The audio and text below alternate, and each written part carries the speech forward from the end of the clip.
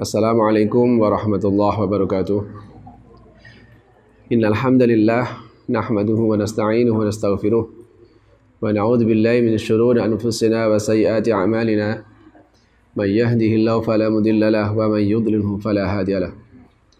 Asyhadu an la ilaha illallah wahdahu la syarika lahu wa asyhadu anna Muhammadan 'abduhu wa rasuluh.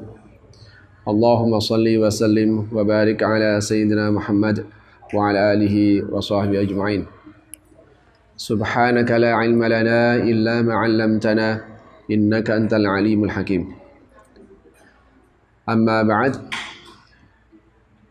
Bapak-bapak, ibu-ibu, jamaah sekalian rahimakumullah. Pertama sekali tentu saja kita patut bersyukur kepada Allah Subhanahu wa taala atas segala limpahan rahmat dan nikmatnya kepada kita semuanya. Alhamdulillah kita masih diberikan kesehatan oleh Allah Subhanahu wa taala, dan tentu saja yang terpenting adalah kita diberikan nikmat iman. Karena dengan iman itulah ilmu menjadi manfaat. Dengan iman harta juga menjadi manfaat. Dengan iman kekuasaan juga bisa manfaat. Bukan hanya itu, kita juga mendapatkan anugerah yang besar. Kenapa? Karena kita ditakdirkan oleh Allah Subhanahu wa taala untuk bisa ketemu tamu agungnya, yaitu Ramadan. Kenapa ini menjadi anugerah? Karena memang tamu ini sudah lama kita tunggu. Buktinya sejak Rajab kita sudah berdoa, Allahumma barik lana fi Rajab wa Sya'ban wa ballighna Ramadan. Kita sudah mohon kepada Allah, ya Allah, berikan keberkahan selama di bulan Rajab dan berikan keberkahan selama di bulan Sya'ban. Wa ballighna Ramadan, ya Allah, sampaikan kami agar bisa ketemu dengan Ramadan. Karena itu, ketika Ramadan datang, tentu saja ini adalah bagian dari anugerah dari Allah Subhanahu wa taala. Maka menjadi wajar kalau kemudian kita merasa senang. Bapak dan Ibu, tentu saja senangnya Ramadan karena memang Ramadan bulan yang agung. Dia membawa sekian banyak kebaikan. Selama di bulan Ramadan inilah seluruh amal ibadah kita akan dilipat gandakan. Pintu-pintu surga dibuka, pintu neraka ditutup, setan diikat. Tentu saja ini anugerah besar bagi umat Islam. Tetapi ada satu hal yang patut kita sadari dari Ramadan ini. Kenapa? Karena kalau kita gagal menjalani puasa di bulan Ramadan ini ibarat orang itu sudah jatuh tertimpa tangga.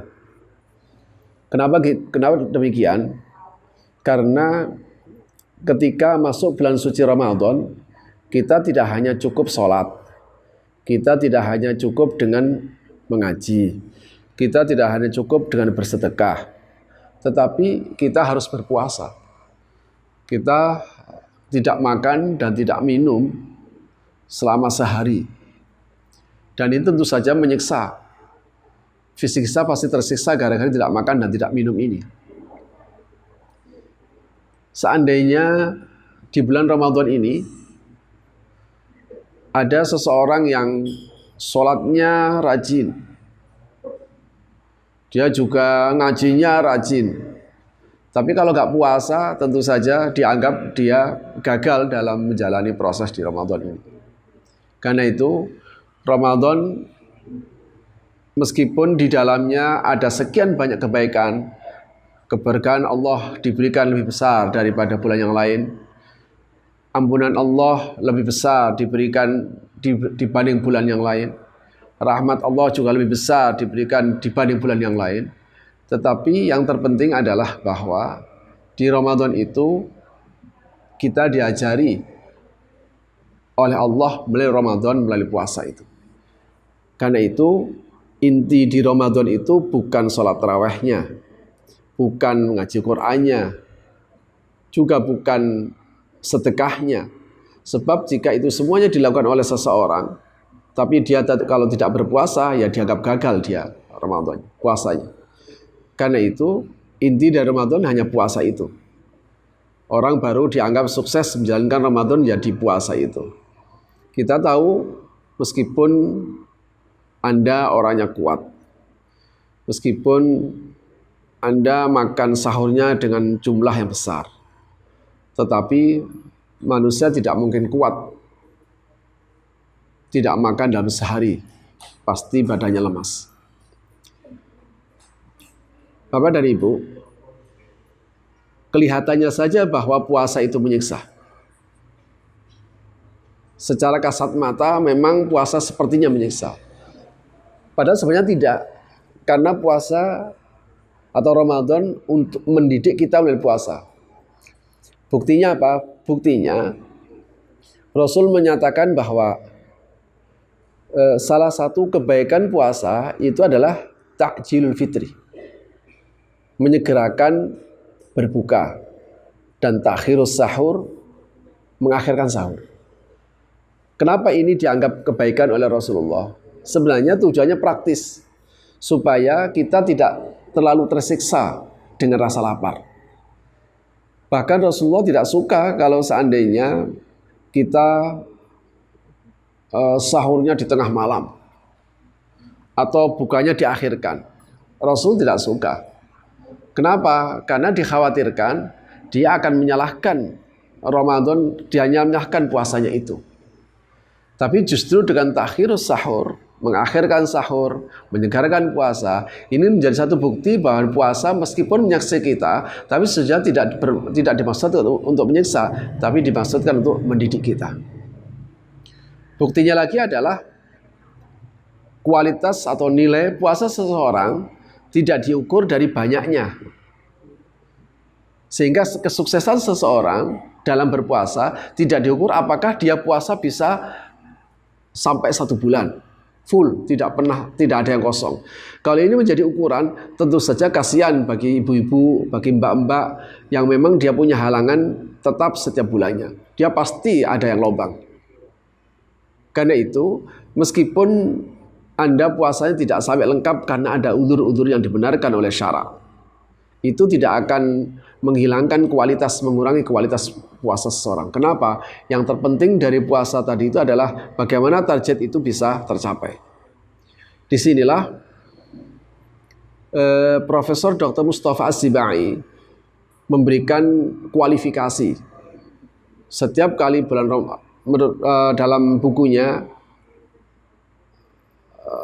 Ahkamus Syiyam wa Falsafatuhu, beliau menjelaskan paling tidak ada 4 sikap manusia kepada Ramadan. Ada kelompok pertama yang nggak peduli dengan Ramadan. Sama sajalah mau Ramadan mau bulan apa saja sama saja. Tentu saja ini tidak perlu kita bahas karena ini adalah kelompok orang kafir. Yang kedua, ada orang yang sebenarnya nggak suka dengan Ramadan, tapi dia tidak mau menunjukkan ketidaksenangannya karena nggak enak sama orang lain. Sehingga orang seperti begini dalam kondisi di mana dia itu pingin nggak puasa, dia nggak puasa. Kenapa? Karena memang dia pinginnya nggak puasa. Nah, orang seperti begini munafik namanya. Artinya 2 kelompok yang pertama ini tidak perlu kita bahas. Kita insya Allah tidak termasuk dari 2 kelompok ini. Ada kelompok yang ketiga, dia senang memang dengan puasa. Tapi senangnya tadi itu bukan karena di puasanya itu, tapi senangnya itu karena dia punya alasan untuk bisa makan lebih banyak. Dia punya alasan untuk bisa makan berbagai macam hal. Cara berpikir seperti begini, ini hanya akan menjadikan puasanya tadi itu menjadi kambing hitam, sehingga dia lemas gara-gara puasa. Kamu kok lemas? Iyalah, namanya juga puasa. Kalau sudah seperti begini, maka puasa tidak akan bisa memberikan nilai apapun dalam dirinya. Nah, yang diharapkan oleh penjelasan Mustafa Az-Zibai adalah kelompok yang keempat ini. Kelompok yang keempat adalah orang yang menyadari sepenuhnya bahwa di puasa itu dia dididik. Karena dia menyadari bahwa di puasa itu dia dididik, maka tentu saja dia akan sungguh-sungguh menjalani puasa tadi itu sebagai pendidikan rohani. Dia nikmati rasa laparnya tadi, dia tidak hibur rasa laparnya, dia bukan tidak berusaha dihilangkan atau dipalingkan pada persoalan lain, tapi dia sadar sepenuhnya melalui tidak makan dan tidak minum itulah dia sedang dididik. Pertanyaannya, dididik dalam hal apa? Dididik supaya kita sabar, dididik supaya kita jujur, dididik supaya kita taat, dididik menjadi manusia-manusia yang unggulan. Nah, manusia yang unggulan inilah yang di dalam bahasa Al-Quran namanya orang bertakwa. Kenapa sampai Ramadan itu didatangkan secara khusus kepada kita untuk mendidik kita? Ya memang Al-Quran menyebutkan, ya siapa tahu, la'allakum tattaqun. Siapa tahu kalian nanti akan bertakwa. Kata-kata la'allakum tattaqun memang tidak ada jaminan bahwa puasa itu menjadikan seseorang bertakwa. Tetapi melalui puasa itu manusia bisa mencapai tujuan bertakwa tadi itu. Kenapa ini menjadi penting? Bapak dan Ibu, di samping takwa itu memang prestasi keberagaman tertinggi dari seorang muslim. Karena memang posisinya adalah posisi terbaik. Posisi yang mulia di sisi Allah Subhanahu wa taala sebagaimana dalam firman-Nya, inna akramakum indallahi atqakum. Meskipun kita punya ilmu yang tinggi, masih kalah sama orang bertakwa. Meskipun kita punya jabatan yang tinggi, masih kalah dengan orang bertakwa. Karena itu posisi ini bisa dicapai oleh siapapun. Bukan bisa, tapi posisinya harus bisa dicapai oleh siapapun. Posisi takwa itu harus bisa dicapai oleh siapapun.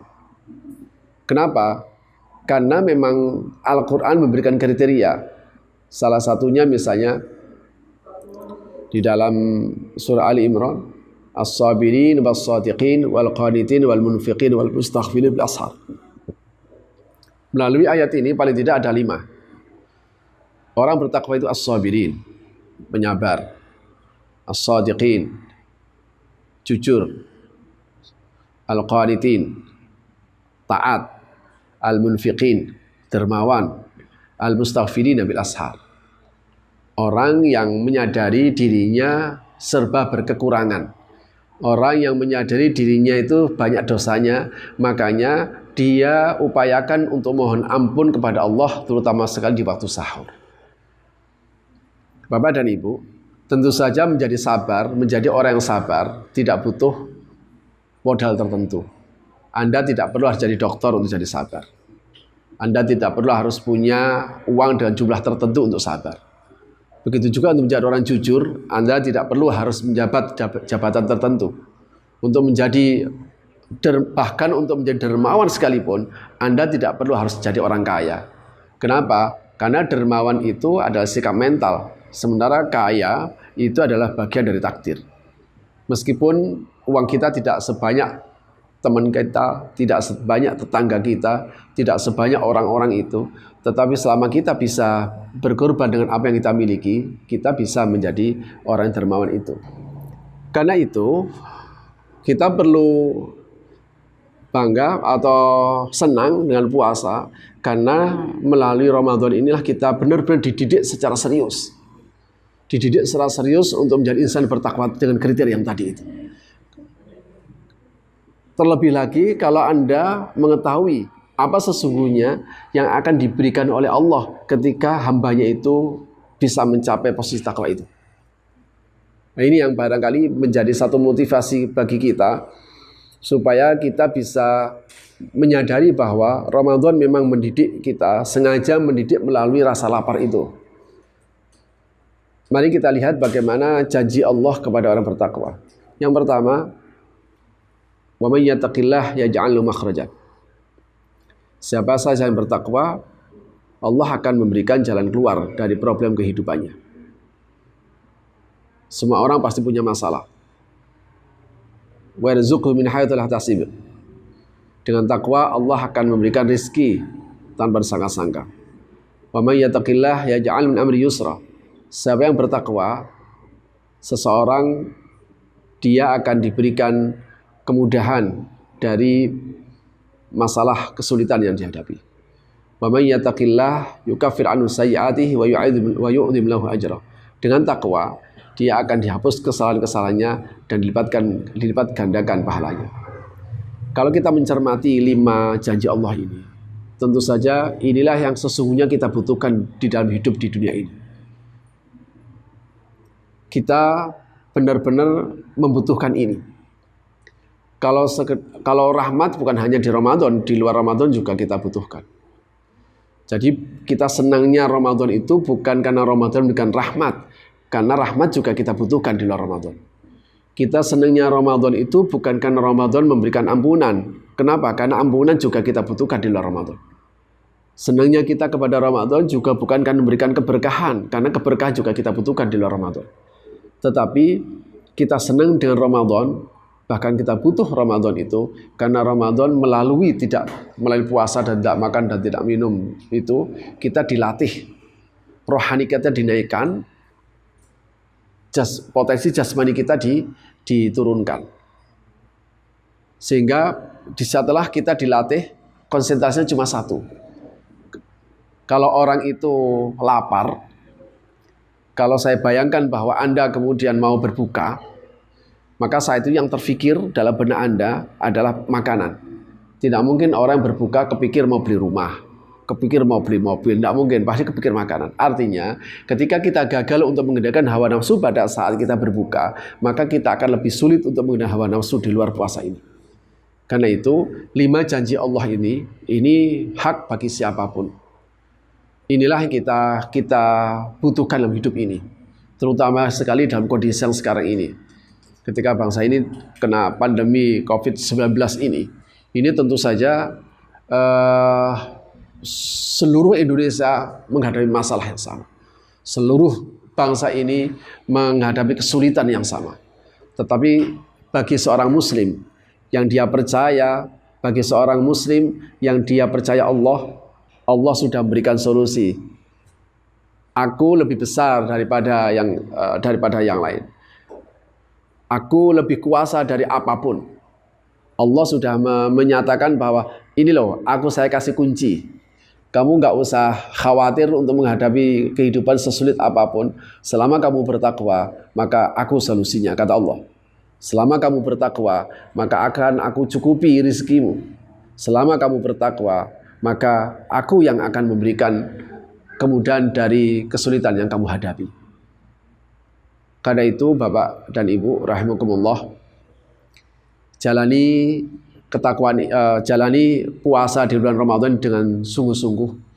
Jangan sampai kualitas Ramadan kita, kualitas puasa kita di bulan Ramadan tahun ini jangan sampai dipengaruhi oleh keadaan yang sekarang terjadi. Kenapa? Mungkin orang berpikir, ya gimana kamu senang? Ya senang, tapi ya gimana ya, sekarang saya nggak bisa bekerja. Kalau kita senangnya Ramadan itu karena selama ini kita di bulan Ramadan mendapatkan keuntungan besar dari usaha kita. Kalau seandainya senangnya kita Ramadan itu karena kita bisa pulang kampung, karena senangnya Ramadan itu karena kita mendapatkan keuntungan material, maka saya ingin sampaikan bahwa sebenarnya kita tidak senang dengan Ramadan, tapi dengan senang dengan kondisi belakang Ramadan itu. Tapi seharusnya tidak begitu. Seorang Muslim seharusnya tidak begitu, karena dia harus menyadari sepenuhnya bahwa Ramadan itu anugerah. Hadratus Syekh Hasyim Asy'ari mengatakan Ramadan itu adalah al-minnah al-'azimah, anugerah yang besar bagi seorang Muslim. Karena dari sanalah dia dididik menjadi manusia yang sempurna, dia dididik menjadi manusia unggulan dan bertakwa. Ketika Anda bertakwa, maka Anda berhak untuk mendapatkan 5 janji Allah ini. Mudah-mudahan ada manfaatnya. Semoga Ramadan ini menjadi Ramadan berkualitas. Semoga Allah merahmati kita semuanya. Amin ya rabbal alamin. Hadanallah wa iyyakum ajma'in. Wallahu a'lam bissawab. Assalamualaikum warahmatullahi wabarakatuh.